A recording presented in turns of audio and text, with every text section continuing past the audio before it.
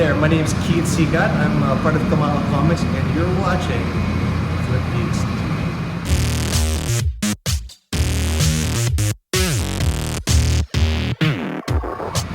Hi, I'm Keith Sicat. I'm actually predominantly a filmmaker, but I've spent the last few decades doing that and keeping the comics at bay. So I finally figured it's time to do the first love, which is comics. So last year we launched this series called Echo Chamber, which is an anthology series of sci-fi stuff.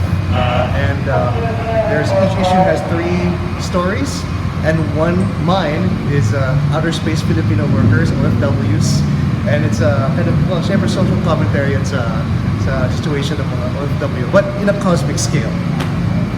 Are you the sole creator of Echo Chamber? Are you the artist, writer? Yeah, well, actually, there's a bunch of us.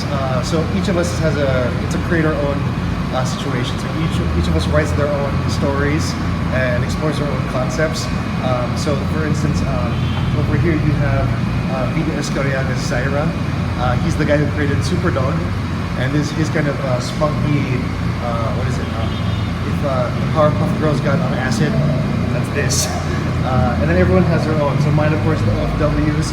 We have a Western steampunk animation, a CG-based comic, and we also have this one, which is Center of the Universe, which is it's about a spaceman from the future looking for Kamao. For Echo Chamber, where did you get the inspiration for Space OFW? For the Space OFWs, yeah. Actually, I've been a big sci-fi fan for a long time, and my favorite sci-fi are always usually the satirical ones, your RoboCops, your Starship Troopers, or the really cosmic ones like 2001 or Stalker, or this kind of highfalutin sci-fi series. And what I think is so great about it is because they usually talk about social issues in a very, very extreme way. So hence Philip K. Dick, Stanislaw Lem, all those guys. So I figured, how do you apply that within the Filipino context? And syempre, OFWs, and the big one is like, okay, but what if you, and it's not even, it's kind of a reality because now we're setting up satellites, diba? We sent our first satellite out into space. So parang when we start, it's inevitable that mankind will start colonizing other places. I'm sure the first ones who will be there sent out mga Pinoy. Why? I have a friend who is a geologist. He went to Antarctica. Akala niya, wow, the only Pinoy here. Okay? When he arrived in Antarctica, sa base na yon, ang daming Pinoy. So gulat siya, bakit ang dami nyo dito? And they said, well, kasi kaya natin yung hardship eh. Hindi natin nababaliw. Right? So kahit 6 months of nighttime, kaya natin yun. So I was like, okay, kumbaga, even in our own real world situation, we have the examples already. Why not make it fun and extreme? Throw them out into space and see what happens. So it's partly that, partly satire, but partly also it's an adventure. It's meant to be entertaining. It's an adventure story. You have 3 issues so far. Yes, our first one.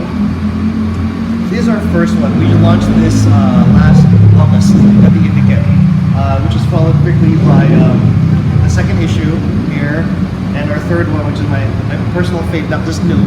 It's a pink, nice hot color. Is there a 4th one coming out? Yes, we're actually planning this. So every con, we're gonna have an issue out. So the plan is we'll be having the 4th issue will come out on our 1st year anniversary in the Indiket.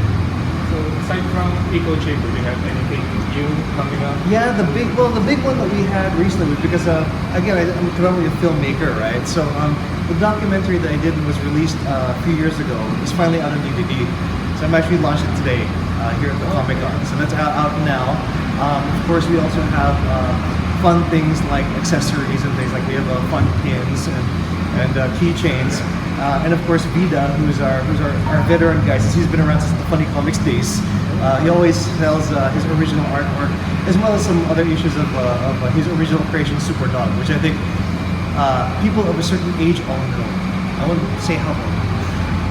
So that's it. Thank you for the interview. Maraming salamat. Thank you.